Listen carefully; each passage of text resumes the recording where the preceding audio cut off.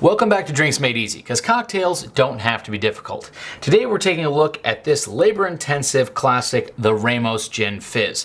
Now originally it was called the New Orleans Fizz when Henry Ramos invented it in 1888, but it became super popular and took on his name. This drink is so labor-intensive there are some recipes that call for it being shaken for 4 to 6 minutes.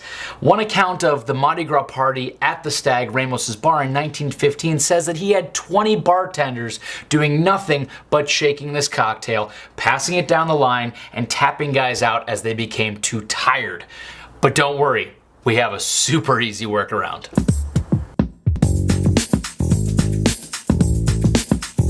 Just like we did with the Pisco Sour, which can be really labor intensive, today we're doing a super easy Ramos, again, using our blender. So we'll start with 2 ounces of the gin of your choice, 5 drops of orange flower water,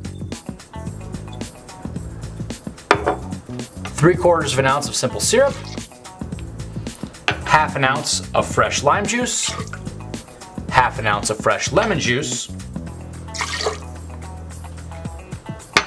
3/4 of an ounce of cream, 1 egg white,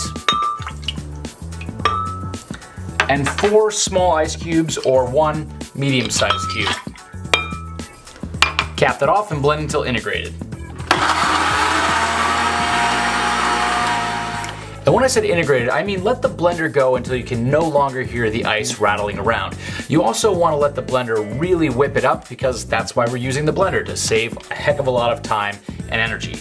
Now into our Collins glass, we're going to add 1.5 ounces of cold soda water, and we're going to pour the cocktail through the soda water because that'll help to really integrate the bubbles into the cocktail as a whole.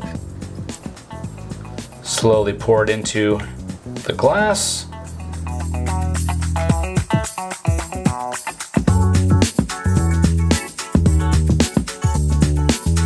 And then once it reaches the top, we're gonna let it just sit for about a minute or so until the head turns into a meringue, and then pour the rest through the top. One of the signature aspects of a Ramos is that you should have a good at least 1 to 2 inches, or if you're a master, even higher, of that nice meringue foam rising up out of your glass. It'll almost look like a toasted marshmallow.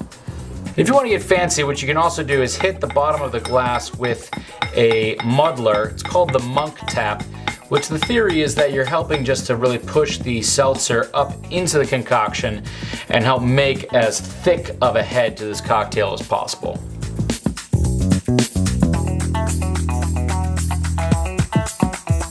And there you have the Ramos Gin Fizz. Now normally I would also add a straw to this, but a certain somebody thought that it would ruin the thumbnail picture.